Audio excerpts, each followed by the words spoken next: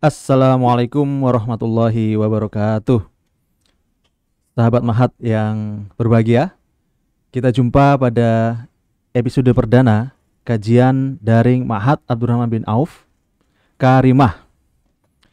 Karimah insya Allah akan hadir di tengah-tengah kita semua dalam format online sepekan 2 kali setiap hari Rabu dan Jumat. Pada episode perdana kita pada hari ini, hari Rabu 4 November 2020, Alhamdulillah sudah hadir bersama kita semua Al-Ustadz Hamzah Asrori. Assalamualaikum Ustadz. Waalaikumsalam warahmatullahi. Ustadz Hamzah Asrori ini adalah salah satu mudaris pengajar di Ma'had Abdurrahman bin Auf, yang juga beliau adalah inisiator komunitas bahasa Arab Kota Batu. Selamat datang Ustadz Hamzah. Terima kasih sudah hadir di episode perdana Karimah pada hari ini 4 November. Ya, sama-sama. Ini adalah episode perdana yang qadarullah tadi sudah kita putar ya, kita launching Ustadz ya sebetulnya tadi, tapi karena ada kendala teknis sehingga kita harus men-take ulang ya episode ini, karena tadi formatnya live sehingga ada kendala teknis yang mengharuskan kita untuk men-take ulang episode ini. Dan kami mohon maaf pada sahabat Mahat semua yang dari tadi mungkin sudah menunggu-nunggu episode perdana ini, yang qadarullah ternyata ada kendala teknis sehingga kita harus men-take ulang. Episode ini bisa antum semua saksikan bersama di platform Facebook Mahat dan juga platform YouTube Mahat. Silahkan cari episode Karimah ya, episode perdana Karimah. Baik, Ustadz Hamzah, terima kasih sudah hadir. Sehat Ustadz ya? Alhamdulillah. Alhamdulillah. Ini mohon maaf waktunya jadi sedikit panjang Ustadz karena harus men-take ulang ya, karena ini episode perdana. Yang serba pertama itu ya memang ya seperti itu Ustadz ya. Anak baru belajar berjalan aja pasti jatuh kan gitu. Nah, tapi kita tidak patah semangat, tidak menyerah, kita ulangi lagi. Khair insyaallah Ustadz ya. Baik Ustadz, antum menginisiasi komunitas belajar bahasa Arab di Kota Batu. Kenapa Ustadz? Mengapa antum punya inisiatif untuk membentuk komunitas itu? Bismillahirrahmanirrahim. Alhamdulillah wassalatu wassalamu ala Rasulillah wa ala alihi wa ashabihi wa man walah amma ba'du. Baik.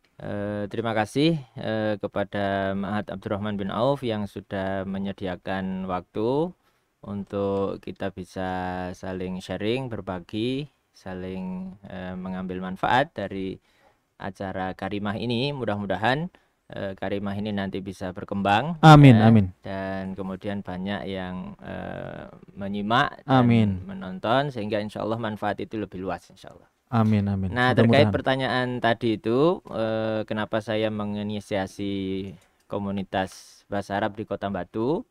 Karena fakta berbicara bahwa mereka yang sudah mengenyam pendidikan bahasa Arab formal, itu setelah sekian tahun berjalan dan misalnya pekerjaannya itu tidak bersinggungan sama sekali dengan bahasa Arab, itu peluang lupanya itu sangat besar.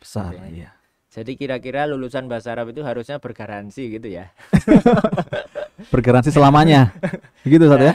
Kalau ada komunitas yang kemudian menjamin itu, nah insya Allah mungkin garansi itu bisa terus ya. Tapi kalau tidak ada komunitas untuk mereka saling mengkaji ulang, bisa jadi lupa gitu ya. Kosakata yang sudah dikuasai lama-lama akan hilang.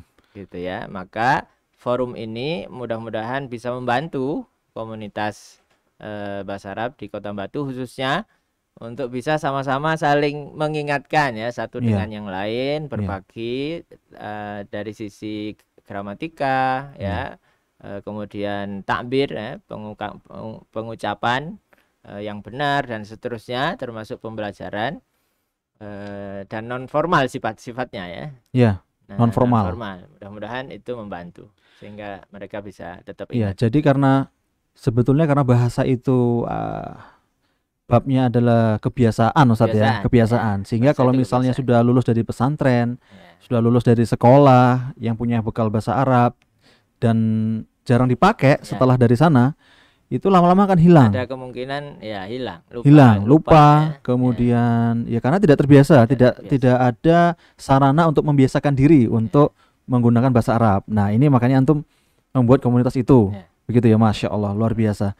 Aktivitasnya apa aja tuh, Ustaz? Aktivitas komunitas bahasa Arab ini? Ada grup WA yang kemudian disediakan untuk saling berbagi pengalaman tentang bahasa Arab. Bagaimana caranya lebih mudah dalam mempelajari. Iya. Kemudian saya juga sebagai inisiator ini ngambil manfaat juga dari dinamika diskusi mereka itu. Oh, gitu ya. Berarti sharing ya? Sharing begitu. Tuker-tuker informasi. Terus kemudian ada yang offline meskipun terbatas karena suasana pandemi ini. Iya. Ada belajar offline yang saya sediakan dari nol ya. Nah, itu mudah-mudahan membantu mereka yang tidak sempat untuk belajar formal. Ya. Ada waktu di akhir pekan untuk bisa akhir pekan, hari Sabtu Ahad. Sabtu Minggu, Sabtu Ahad untuk bisa tetap keinginan belajar bahasa Arabnya bisa terpenuhi. Masya Allah. Iya. Tapi dari komunitas itu ada yang sudah fasih, Ustaz? Sudah lancar bahasa Arab atau mereka sama-sama belajar? Di grup WA itu ada yang sudah fasih ada. Jadi mereka juga saling memberi manfaat kepada teman yang lain. Baik, saya kira sangat bagus ya sarana yang antum bentuk ini, dan Ma'had Abdurrahman bin Auf sebagai salah satu sarana belajar juga itu justru merasa senang ya. Semakin banyak wadah-wadah yang menaungi perkembangan bahasa Arab itu justru kita semakin bagus karena nanti perkembangannya juga akan semakin cepat, semakin luas kan gitu ya. Mudah-mudahan Ustaz ya. Alhamdulillah. Taib, Ustaz, pada episode perdana ini topik kita adalah mengapa kita harus bisa bahasa Arab. Ya. Kita sebagai orang muslim yang berinteraksi sehari-hari terutama sholat itu menggunakan bahasa Arab, tapi ternyata tidak semua paham ya. Tidak semua paham bahasa Arab. Bahkan termasuk beberapa orang yang sudah mengenyam ya mempelajari bahasa Arab itu betul-betul tidak paham 100% saat ya. Kan ada ya. Jadi beberapa ini informasi saja, beberapa santri di Ma'had Abdurrahman bin Auf ini, beberapa testimoni dari mereka setelah belajar bahasa Arab di Ma'had Abdurrahman bin Auf, ya ada sebagian dari mereka itu yang mengakui ya memang saya pernah belajar bahasa Arab tapi saya tidak begitu paham. Justru saya paham kaidah itu di Ma'had Abdurrahman bin Auf ini begitu ya. Karena ada beberapa pondok itu ya mungkin metodenya berbeda Ustaz ya dengan yang di Ma'had Abdurrahman bin Auf. Nah, kembali lagi Ustaz, mengapa kita harus bisa bahasa Arab Ustaz? Ya, jadi sebagai seorang muslim ya, itu bahasa Arab ini sangat tidak bisa dipisahkan dari kita semuanya. Ya. Karena sumber utama dasar ya kita dalam Islam ini, Al-Qur'an khusus itu adalah berbahasa Arab. Ya. Ya. Dan Allah berfirman dalam surat Yusuf misalnya, Inna anzalnahu Qur'anan Arabiyyan la'allakum ta'qilun. Ya. Sungguh kami telah menurunkan kepadanya Qur'anan Arabiyyan, Quran yang berbahasa Arab ya. La'allakum ta'qilun, agar atau mudah-mudahan kalian bisa memahami. Artinya kalau Quran ini disediakan oleh Allah sebagai kitabnya yang terakhir kepada nabinya yang terakhir, tidak hanya untuk orang Arab gitu kan rahmatan lil alamin, maka kewajiban semua umat Islam sebenarnya untuk bisa memahami dengan baik pedoman dan panduan dalam hidupnya dalam kehidupan sehari-hari ini. Itu sangat penting gitu ya, sangat penting. Maka tidak bisa dipisahkan kita ini ya dari bahasa Arab dalam kehidupan sehari-hari kita.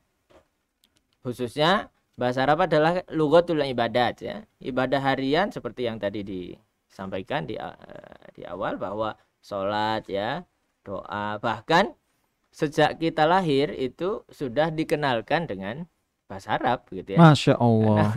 Orang tua kita itu kan begitu kita lahir itu sudah diperdengarkan suara pertama yang diperdengarkan itu adalah azan, kan begitu ya? Betul sekali. Itu sangat, ya. Gitu. Jadi kita antara bahasa Arab ini bahasa asing atau bahasa ibu itu iya, betul juga saya. Sebenarnya debatable gitu kan? Iya. Jadi sejak kecil kan kita sudah dikenalkan. Betul. Tapi intensitas kita berbahasa itu bahasa daerah mengalahkan memang. Iya. Bahasa daerah atau bahasa negara itu mengalahkan. Iya.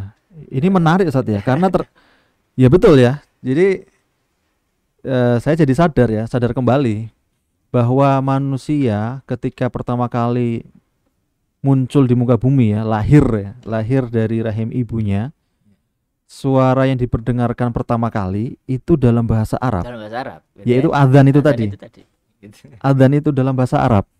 Dan yang pertama kali kita dengar itu bahasa Arab. Berarti kalau yang pertama bahasa Arab, yang terakhir juga bahasa Arab, bahasa Arab. Bahasa Arab. Bahkan sudah sampai liang lahat pertanyaannya dalam bahasa Arab, Ustaz ya. Tapi kalau yang nggak paham bahasa Arab, kira-kira bisa jawab nggak, Ustaz?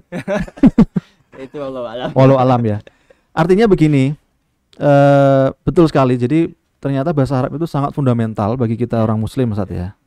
Sehingga mau tidak mau, suka tidak suka ya, sebaiknya paham bahasa Arab, begitu Ustaz ya. Karena bahasa Arab bahasa ibu. Jadi tingkat pemahaman kita masing-masing ini kan berbeda satu beda tingkat. Ya. Apalagi bahasa Arab. Jadi bahasa Arab ini kan kita bicara bahasa Arab ini sebenarnya bicara samudra yang sangat luas. Begitu seorang penyair Hafidz Ibrahim menyampaikan kepada kita semua. Jadi bahwa samudra ini sangat luas dan bahasa Arab itu seperti butiran mutiara yang di dalam samudra itu. Masya Allah. Gitu kan? Maka butuh penyelam ulung ya untuk mengumpulkan berapa butir dapat. Mereka ini dan tersembunyi kan. Jadi sekuat apa dia bernafas sampai ke dalam itu betul. Untuk dapat 1, 2 dikumpulkan. Artinya setiap orang meskipun dia sudah berkecimpung dalam bahasa Arab sedemikian rupa ya, itu masih ada sisi-sisi tertentu yang mungkin belum diketahui. Masya Allah. Nah, betul. Saya punya dosen itu, dia orang Arab, orang Saudi, gitu kan. Tapi ketika mengajar, dia tidak lepas dari kamus. Belum ada kamus online seperti sekarang ya. Dia di mejanya itu tetap ada kamus nyanding gitu. Bukan tidak pede dalam mengajarkan, tapi suatu saat bisa jadi kalau ada pertanyaan yang dia lupa, dia bisa buka itu. Itu orang Arab gitu ya. Apalagi kita ini. Iya. Gitu. Jadi sangat luasnya bahasa Arab ini. Saya bacakan syairnya misalnya. Wasi'atu kitaballahi lafzan wa ghayatan wa madiktu an ayin bihi wa idati fa kaifa adikul yawma an wasfi alatin wa tansiqi asma'il mukhtara'ati anal bahru fi ahsya'ihi durru kaminun fahal sa'alul ghawasu an sadafati. Jadi kalau wasi'atu kitaballah, kalau dulu Allah dengan kemahabijaksanaannya memilih bahasa Arab menjadi menjadi bahasa Al-Qur'an, baik secara lafadz maupun tujuannya. Itu bahasa Arab berujar ini, aku dulu mampu mengungkapkan kitab Allah itu secara lafadz maupun tujuannya. Dan aku tidak lemah untuk mengungkap ayat per ayat termasuk pelajaran yang ada di dalamnya. Itu kan?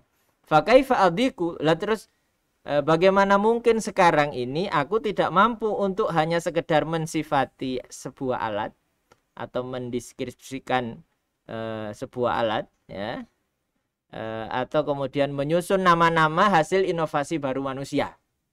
Artinya kalau bahasa Arab itu mampu menerjemahkan tujuan Allah kepada makhluknya manusia ini, dia akan sangat mampu ya untuk mengikuti perkembangan zaman. Betul, makanya ditutup di baitnya itu, bait terakhirnya, aku adalah lautan yang di dalamnya itu menyimpan mutiara yang tersembunyi tadi. Fahal sa'alul ghawas, apakah mereka bertanya kepada para penyelam itu, dapat berapa sih? Dapat berapa sih? Masya Allah, luar biasa ya. Luar biasa sekali, berarti sangat luas samudera keilmuan dalam konteks bahasa Arab ini. Dalam bahasa Arab ini sangat luas. Iya. Saya jadi teringat ini, Ustaz. Kalau di Ma'had Abdurrahman bin Auf ini, itu kan ada 5 level ya, 5 mustawa. Jadi mereka yang bertahan sampai akhir itu akan mendapatkan lebih banyak daripada mereka yang hanya sampai level 2 misalnya atau level 3 misalnya. Mereka yang sudah lulus akhirnya selesai dari mustawa Robi ya, level 4 itu dapatnya akan lebih banyak. Gitu Ustaz ya. Ya tentunya begitu. Tapi dibandingkan dengan samudra keilmuan yang lebih luas lagi, tentu masih sedikit. Iya sedikit itu. Dia satu kunci ya, kalau kita kan kunci itu harus buka pintu kan gitu. Betul, ya. Dan kunci itu harus sempurna giginya gitu untuk bisa buka pintu itu kan. Nah, Ma'had ini salah satu kunci itu untuk bisa buka ilmu yang lebih luas lagi. Iya. Ini karena bahasa Arab dalam konteks keilmuan ini adalah merupakan ilmu alat, sarana dia. Sarana untuk mempelajari yang lainnya lagi. Fikih, usul fikih dan seterusnya begitu ya. Iya. Selain itu Ustaz, apalagi yang membuat kita ini sebagai muslim itu harus bisa menguasai bahasa Arab? Ya. Jadi sangat menarik ya, kita masih di Al-Qur'an ya. Jadi Al-Qur'an ini oleh Allah disiapkan 30 juz itu dianggap cukup oleh Allah untuk kemudian bisa menjadi pedoman manusia dari sejak awal turunnya sampai hari kiamat kan? Iya. Gitu kan? Iya. Makanya 30 juz ini ya itu dibahas sedemikian rupa dan pasti akan mengikuti perkembangan zaman itu kan? Iya. Nah, karena Islam itu harus mampu dia diberlakukan di semua ruang dan waktu sampai hari kiamat itu kan. Yeah. Nah, itu menunjukkan luasnya makna di dalamnya itu. Maka kita ini para pembelajar dan para pencinta bahasa Arab ini ya tidak boleh bosan-bosan untuk terus menggali dan mempelajari, menemukan teori-teori baru yang ada di Al-Qur'an itu. Tentunya semuanya itu berangkat dari apa, kita harus paham secara bahasa Arabnya itu seperti apa gitu kan, susunannya. Betul sekali, karena Al-Qur'an dalam bahasa Arab. Gitu. Jadi kalau enggak begitu nanti kita bisa menyimpang dalam menyimpulkan hasil risetnya itu. Kalau kita enggak paham ilmu alatnya. Nah, betul sekali Zat. Betul sekali yang antum sampaikan ini. Saya jadi teringat bahwa fenomena akhir-akhir ini banyak sekali orang yang mencocokkan fenomena yang terjadi dengan apa yang ada di Al-Qur'an. Jadi fenomenanya dulu apa, kemudian dicarikan padanannya di dalam Al-Qur'an. Gitu. Jadi model penafsiran yang sangat bebas, ya, sangat bebas dan dasarnya itu tidak pas, ya. Artinya kalau bisa dibilang tidak berdasar. Sebagai contoh misalnya beberapa waktu yang lalu itu kan sempat heboh dengan kelompok yang mendukung atau yang pro pada orang-orang yang mempunyai orientasi seks menyimpang. Artinya mereka yang menyukai sesama jenis. Begitu. Dalam penjelasan mereka yang pro ini, mereka menukil ayat Al-Qur'an, Ustaz. Masya Allah. Naudzubillah. Ini menukil dalam ayat Al-Qur'an bahwa enggak apa-apa, ini adalah salah satu tanda rahmat dari Allah dengan adanya kelompok atau manusia yang mempunyai orientasi seks menyimpang. Itu ya, naudzubillah min dzalik. Mudah-mudahan kita terhindar dari hal-hal yang seperti itu, tidak masuk dalam golongan yang seperti itu. Dan ini menunjukkan bahwa kualitas kemampuan kita dalam bahasa Arab itu menentukan bagaimana kita menafsirkan Al-Qur'an. Nantinya menafsirkan dan kemudian menyimpulkan. Jadi secara umum ada 3 mazhab ya, yang mungkin saya sampaikan di sini. Ada kelompok itu cenderung kepada tekstual banget. Gitu kan? Betul. Jadi dia hanya bertumpu kepada teks. Yang dalam mazhab itu dikenal dengan mazhab Zahiriyah. Kalau zaman dulu tokohnya Daud Az-Zahiri dan beberapa yang lain ya. Jadi apa yang tertulis dalam ayat itu aja. Itu yang diikuti. Saya tidak berani untuk kemudian melihat sisi kandungan di balik teks. Asbabul wurud, asbabul nuzul itu. Satu ya. Kemudian yang kedua itu cenderung kutub sebelahnya. Jadi dia lebih fokus kepada konteks, bahkan melupakan teksnya. Nah, ini juga bahaya gitu kan? Karena salah satu syarat Quran terjemah itu harus ada Arabnya, ada terjemahnya sehingga bisa dikoreksi. Betul. Maka tidak ada Quran terjemah itu yang hanya Indonesia saja misalnya, atau Inggris saja Arabnya hilang. Kalau begitu lama-lama bisa berubah ini terjemahnya. Betul. Jadi harus ada Arabnya yang asli kemudian terjemahnya di sebelahnya. Karena supaya tetap berkait antara satu dengan yang lain. Nah, mazhab yang ketiga dan itu yang insya Allah yang pertengahan, kita tetap memahami teksnya, tidak menyimpang dari teksnya, tidak jauh dari teksnya, tapi kita juga memahami di sisi dibalik teksnya itu. Karena dalam bahasa Arab itu ada makna tekstual atau yang dikenal dengan mantuk dalam istilah usul fikih ya. Kemudian ada istilah mafhum. Dan mafhum ini ada dua, mafhumul muwafaqah dan mukhalafah. Pemahaman yang sesuai dengan teksnya atau yang kebalikannya. Nah, itu ada ruang di situ. Untuk bisa tetap kita, makanya kalau pernah saya gambarkan begini ya. Usul fikih itu dia kalau seorang yang membuat jembatan ya, fikih itu adalah bahu jalannya, jembatan itu bahu jalan yang sudah siap dilewati. Usul fikih itu rancang bangun jembatan itu. Iya, gitu kan? Betul. Nah, Quran itu untuk buat apa jembatan ini? Untuk menggabungkan antara kehidupan manusia yang terus berkembang, dengan Al-Quran yang sifatnya baku. Quran kan sudah baku, tidak bisa bertambah, tidak bisa berkurang. Tapi ada ruang di sana dari sisi bahasa itu ada luas, maknanya luas. Butuh metodologi rancang bangunnya itu di usul fikih, para ulama sudah menetapkan itu. Kemudian bahu jalannya itu fikih untuk bisa nyambung dengan kehidupan yang manusia ini. Kalau tidak begitu, itu bisa tadi menyimpang itu. Dan itu alatnya salah satunya bahasa Arab. Alat untuk membangun badan jalan dan seterusnya itu bahasa Arab. Bahasa Arab ya. Bahasa Arab itu pasti ada makna lugawi dulu yang harus diketahui. Kemudian ada makna istilahi kan dalam semua istilah keilmuan dalam Islam itu. Secara bahasa apa maknanya, nanti secara istilah apa dilihat gitu kan. Iya. Betul. Dan itu berarti Ustaz, kalau kita ingin mempelajari Al-Qur'an, menafsirkan, modal dasar itu bahasa Arab Ustaz ya? Bahasa Arab. Dan mempelajarinya itu tidak bisa sendiri. Betul ya? Harus ada gurunya. Bahasa Arab itu dalam ilmu-ilmu tafsir itu, dalam beberapa tafsir itu disebutkan di situ dari sisi penjelasan analisa kalimatnya. Jadi para ahli tafsir itu tidak menjelaskan langsung makna kandungannya, tapi dilihat dari sisi bahasanya, struktur katanya dulu, ini jadi apa, ini jadi apa, begitu. Diselipkan begitu dalam beberapa literatur tafsir yang ada. Masya Allah, luar biasa. Jadi memang dalam perkembangan zaman yang sekarang ini Ustaz ya, itu kan banyak sekali cendekiawan yang baru muncul, ya kan. Kemudian ulama, ilmuwan dan seterusnya yang membahas tentang Al-Qur'an, kemudian mencocokkan Al-Qur'an dengan perkembangan zaman akhir-akhir ini. Gitu. Tetapi di kebanyakan mereka itu tidak tidak melandaskan analisisnya pada ayat Al-Qur'an. Ini kan kurang pas sebetulnya kan? Kurang pas. Dan juga ternyata setelah ditelusuri karena memang tidak bisa bahasa Arab untuk menganalisis itu. Itu banyak saat sekarang.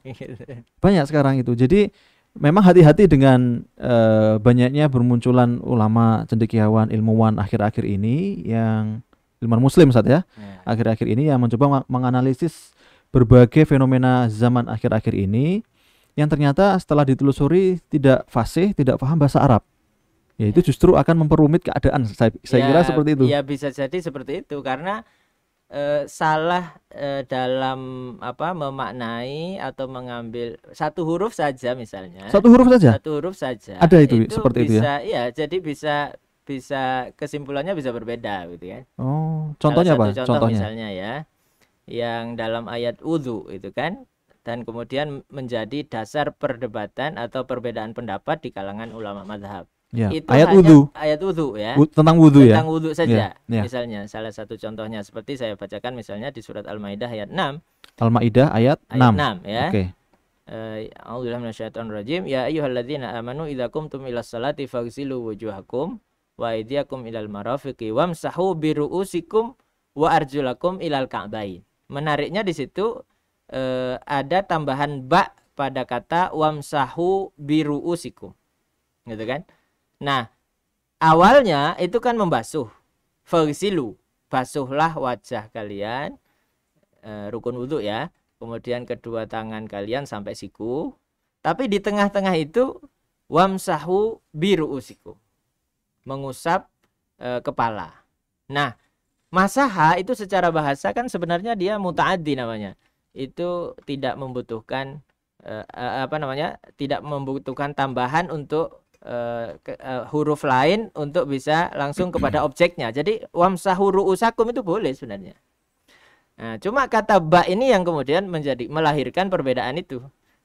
Kalau dari sisi bahasa dibolehkan, maka tidak apa-apa, itu sebagai literatur ilmiah para ulama. Bi itu menurut kalangan Syafi'iyah itu bermakna sebagian. Sebagian kepala. Artinya tidak semua. Nah, jadi usaplah sebagian kepala kalian. Oh. Gitu ya. Dan masuk dari sisi bahasa, ba itu bisa jadi litab'id namanya ya. Iya. Tapi mazhab yang lain mengatakan itu baknya cenderung untuk tambahan saja, artinya mengusap seluruh kepala. Oh, gitu penegasan ya. Atau tambahan, ziyadah namanya. Iya. Tapi dalam Quran tidak ada ziyadah sebenarnya. Setiap huruf itu punya pahala tersendiri. Betul.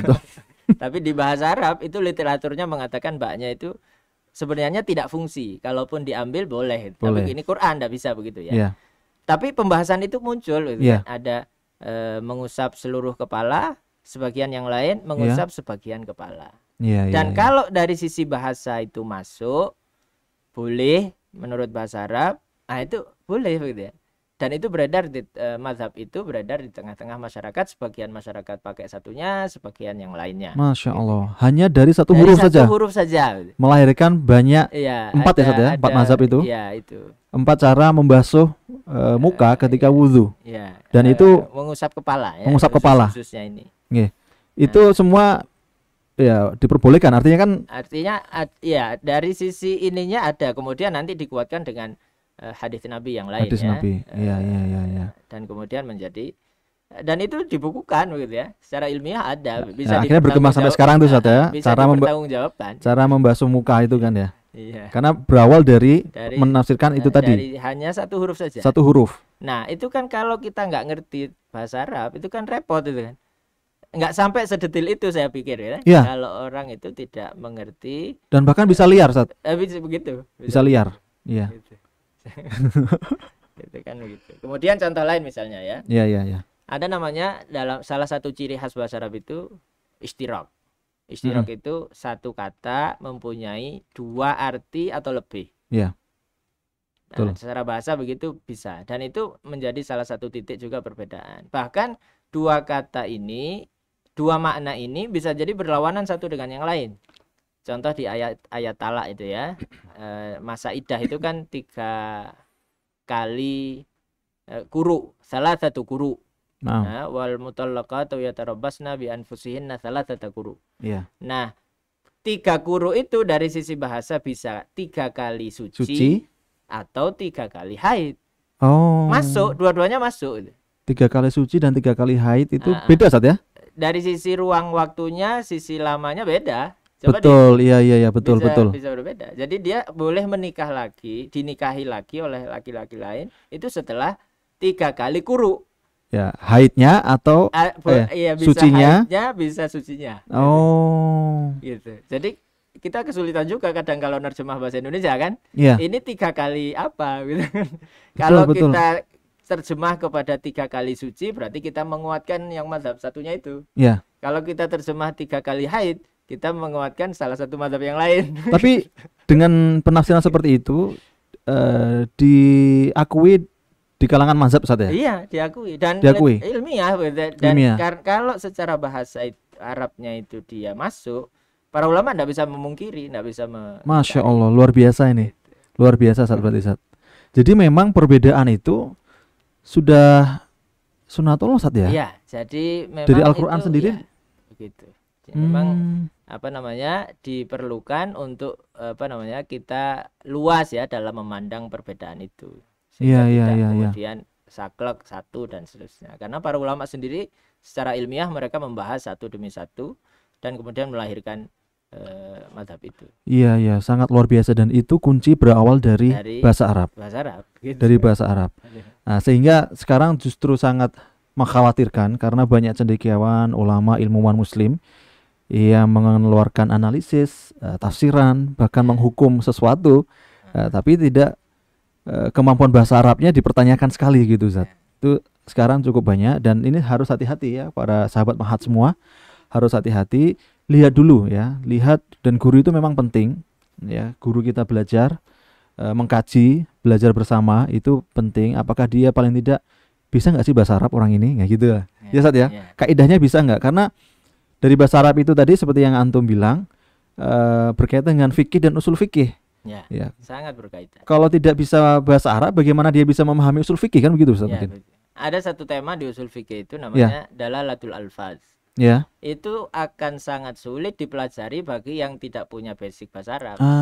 Betul. Dalalatul alfaz. Jadi teks atau redaksi itu menunjukkan apa saja, gitu kan? Yang zahir maupun kandungan di balik itu.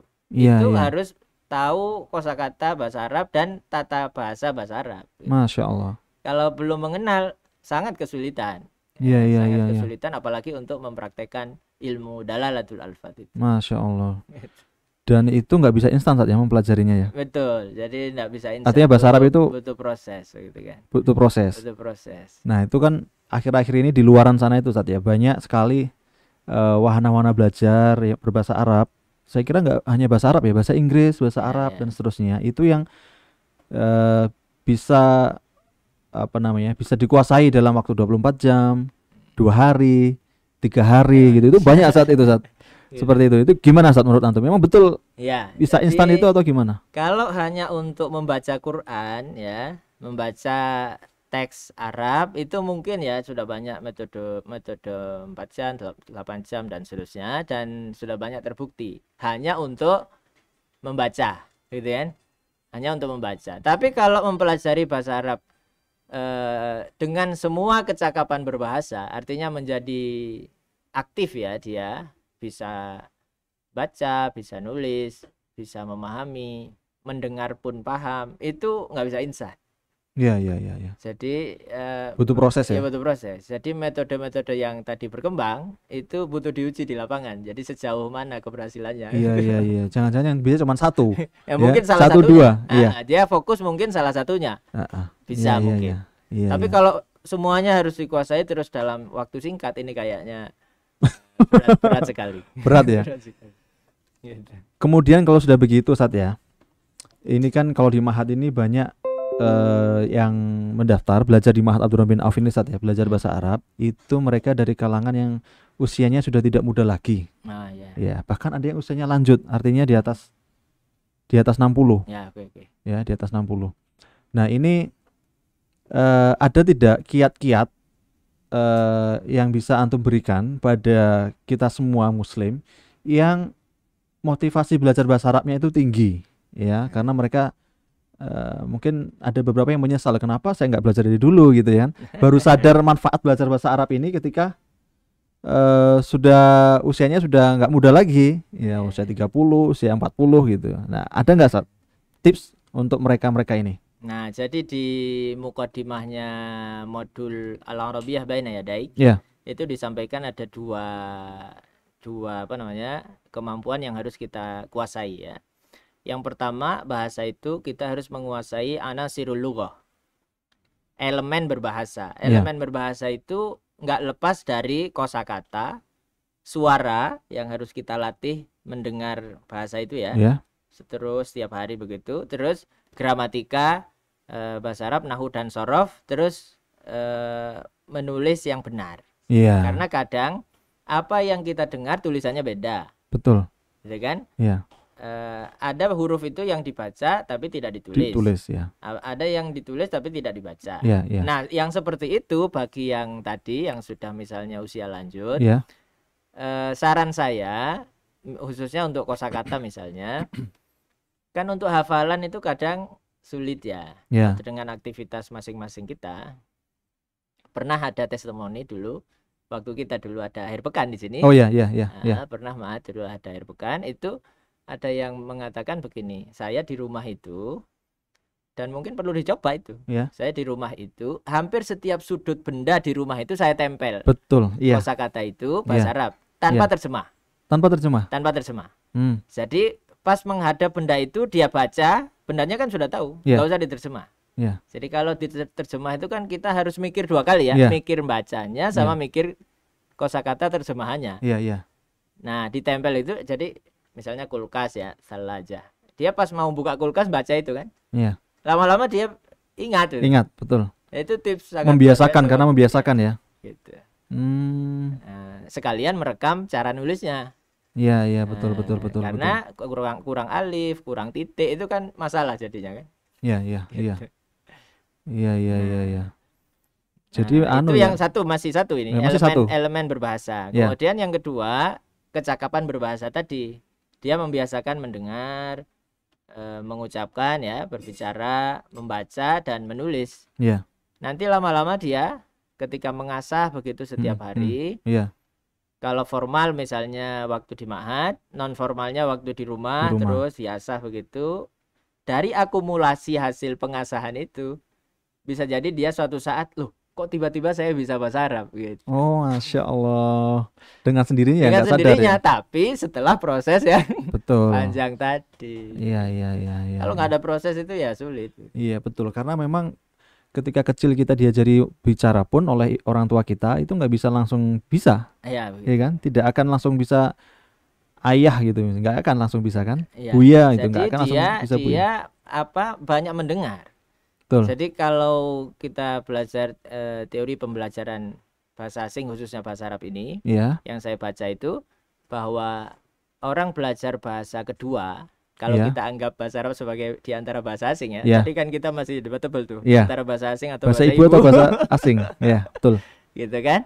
Nah, kalau kita anggap bahasa Arab ini bahasa kedua, nah kita yang mempelajari itu seperti bayi yang lahir.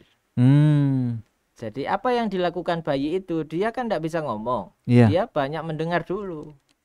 Makanya kenapa harus diulang ya, ikuti ulangi, ulangi, terus begitu. Nah itu yang kadang menjadikan awal-awal yang belajar bahasa Arab itu agak bosan, karena kok diulang-ulang. Memang tujuannya untuk membiasakan, merekam dalam kepala. Baru setelah itu, setelah sekian lama dia berusaha mengucapkan sesuai dengan yang dia dengar. Intonasi, kemudian penekanan ucapan itu harus sama dengan pemilik bahasanya. Dan itu berproses. Samalah kita ketika misalnya kita ingin belajar bahasa daerah lain. Misalnya orang Jawa mau belajar Madura. Itu kan proses awalnya, atau sebaliknya ya, orang Madura pengen belajar Jawa. Itu kan proses awalnya dia mendengar kan? Terus proses berikutnya dia paham tapi nggak bisa mengucapkan. Ya memang begitu tahapannya gitu. Kita belajar bahasa Arab juga begitu. Jadi kita banyak mendengar, terus baru berusaha mengucapkan sesuai yang kita dengar. Baru setelah itu baru belajar membaca dan menulis. Berikutnya. Jadi paling berat itu menulisnya, karena menggabungkan antara apa yang dia dengar, apa yang biasa diucapkan, dan yang dia bisa yang biasa dibaca itu di print kan, tangan ini kan ngeprint. Betul. Ngeprint bener enggak itu tulisannya, hurufnya, harokatnya dan seterusnya, titiknya.